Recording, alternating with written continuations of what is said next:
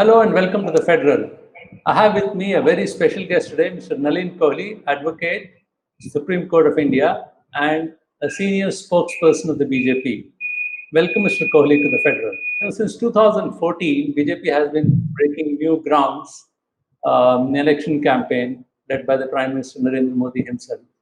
And it has made several innovations. The party has launched now, it seems, another new innovation by launching all digital online campaigns since yesterday. Of course, Mr. Amit Shah is saying it's not for elections, but what should the electorate expect? I think as far as first, thank you very much for having me on your show. And wishing all your viewers and listeners and contributors and readers a safe period because we are living through trying times. When you say what should the electorate expect? Good governance, a party that's committed to serve them, as simple as that. As a political party, we have moved a little away from pure political work. We've also moved to seeing how we can be agents of change in society. For example, feed the needy or distribute face covers or masks. Tens of crores of people have received food grains or meals through BJP Karyakartas, maintaining social distancing over the last 3 months. We are, after all, a large party. We are considered the world's largest party in terms of the number of registered people who are in the party, over 16 crores. But yes, the party itself is evolving with the times. And this corona crisis has given us an opportunity to explore our digital presence in terms of functioning. We already in the social media had a presence, but in terms of functioning, doing our meetings online, doing it through various platforms, right down to the booth level, that's happening. And I know from state after state it's happening, to reaching out to people, creating WhatsApp groups, telling them and spreading information about the current situation, the different schemes of the government. And then, of course, Amit Bhai Shah's this massive rally that he has done digitally in terms of going live on various platforms, in terms of WhatsApp groups.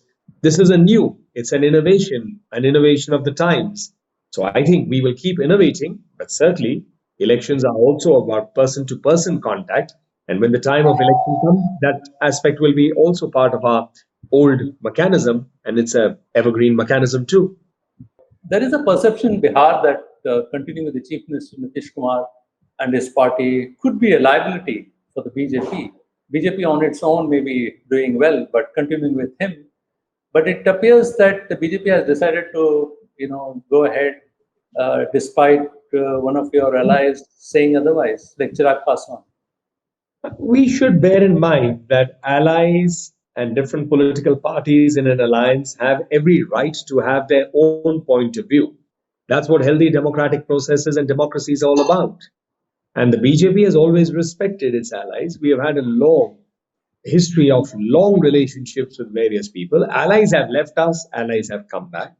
The BJP per se hasn't really shut doors or asked an ally to leave. And that's something which you will see, which is part of the BJP's existence. With regard to Bihar, Mr. Nitish Kumar is the chief minister. It's under him that the government is going, a coalition government. We believe that that government has been doing well with various schemes and efforts to serve the people of Bihar. And this exercise that so-and-so is a liability, or this person should be dumped, or this party should be dumped, these kind of exercises have happened in the past also with different political parties with whom we've had alliances. But then on the other hand, we've also done well with them. So I don't think the party looks at it from this perspective. It's a relationship. It's about serving the people and taking that performance to the people on the confidence of that performance, asking for a positive vote. Yeah, but Mr. Shah did caution there that though Mr. Nitish Kumar has done a good work and also Mr. Sushil Modi along with him, but they haven't publicized enough. He's adding a little caution.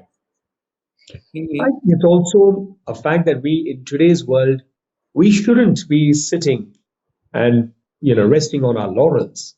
We need to certainly be active all the time.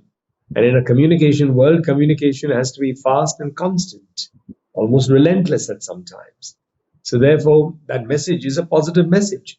Is that yes, if you're confident you've done good work, it has to also reach, and that communication must be, because after all, the opposition parties, primarily their job is to, they do oppose. They are entitled to put up a counter narrative. but then they sometimes we see the narrative is not based completely on facts, and it's a skewed narrative.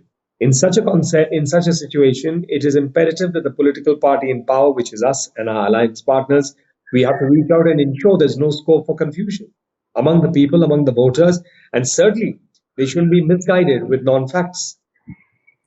Yeah, from other thing I would like to ask you, the focus still seems to be, as I've seen only one address yesterday.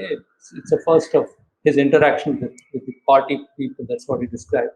Mr. Shah said that largely he spoke about, national issues. He referred to Article 370, abrogation of Article 370, the CA Act, setting up of a trust for facilitating building of Ram Mandir and all those things. Very little on Bihar itself. So is that going to be the focus, continuing focus? So I can't say that whether that would be the focus, but there are certainly achievements and decisions that have happened. And Bihar is absolutely, as any other part of India, an integral part of India, and the people of Bihar are first Indian citizens and then citizens of their respective states. It's a politically aware state, as many states today are, almost all states are. I mean, some states may be only focused with their regional aspects or their local aspects, but by and large, Indians have a national and even an international outlook in terms of awareness of what's happening in the world today and in the country today. So when someone as senior as him, as the home minister of the country comes, it is but obvious people will expect him to speak on national issues, because it's in real political terms. When electioneering happens, all the local leaders are speaking about local issues and all the work done. So you can't. It would be, in a sense, strange for everybody to speak the same thing. And national leaders do bring a national perspective when they come and address different programs in different parts of the country. See, this pandemic has turned the world upside down. Uh, you know, everything is very different today than what it was before January.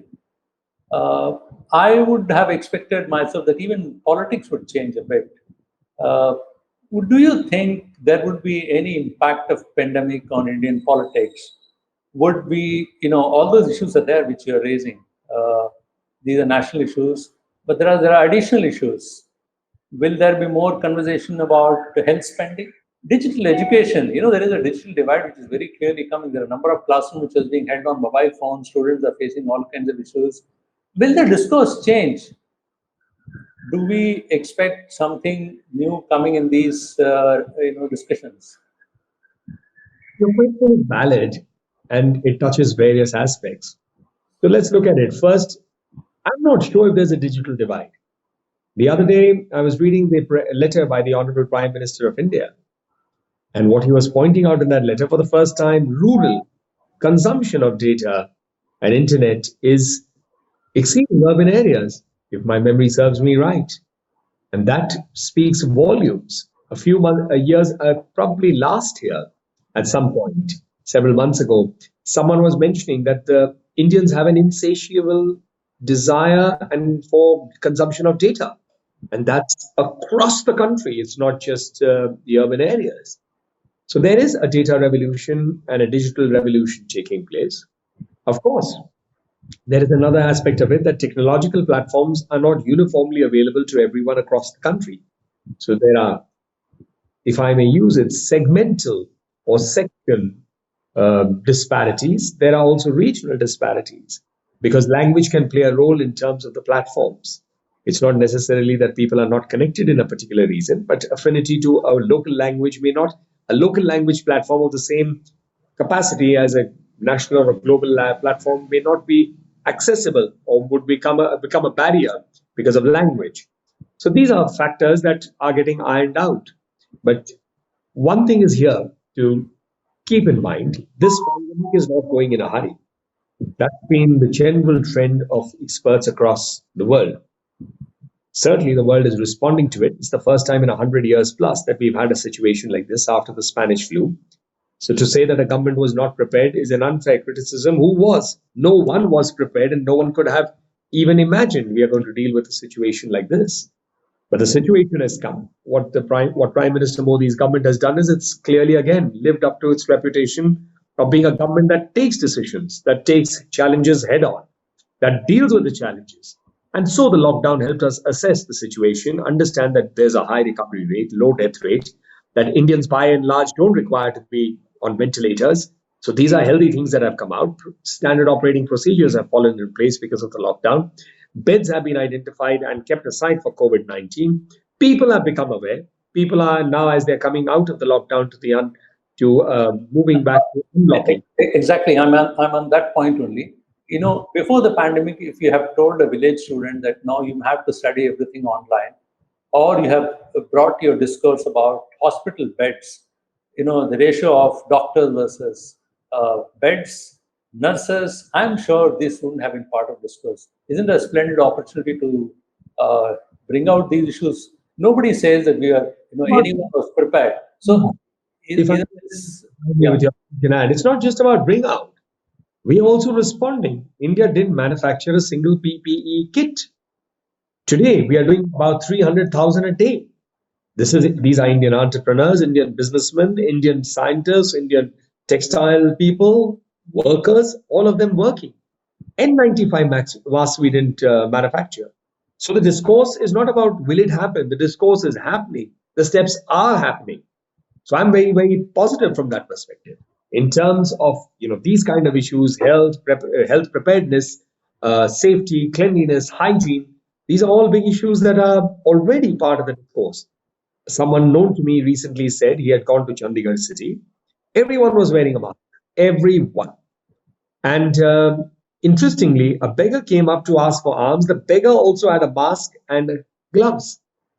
I mean, that speaks volumes about the level at which understanding that we need to take these steps has reached and percolated. so what is going to the overarching theme of Bihar elections? Is it continue to be the achievements which you said about Article 370 or CAA, those kind of issues? I really National. can't. I really can't comment because A, I'm not the Prabhari or in charge of Bihar. I deal with a few Northeasterns. But certainly, these are decided when we come closer to, and I can tell you from past experience, this will be decided by the parliamentary board of the party in terms of, the top leadership of the party. They will get down. There will be an election committee, the state leadership, the central leadership. Everyone comes together.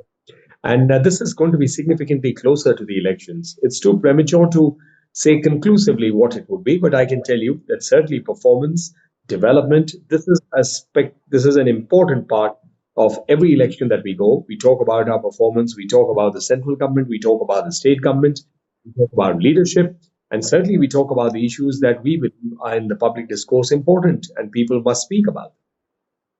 Yeah. Before taking to other issues, just one last question about Bihar. There was a talk of holding online polls, and that would have been another new first if it actually happened. BJP local leadership was very much in favor of such a thing. Do you think it is feasible? Is it anywhere close to that? Are we close anywhere to that? Is there any discussion within the party about this, having online poll? I'm not privy to that discussion because I haven't been part of that discussion.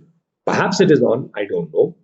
But everything is possible. But every step that we take in life, in any sector, when we take a decision or adopt something new, that comes with its own set of benefits and its own sets of challenges. So life is constantly about ironing out the challenges and adapting to the changing situation.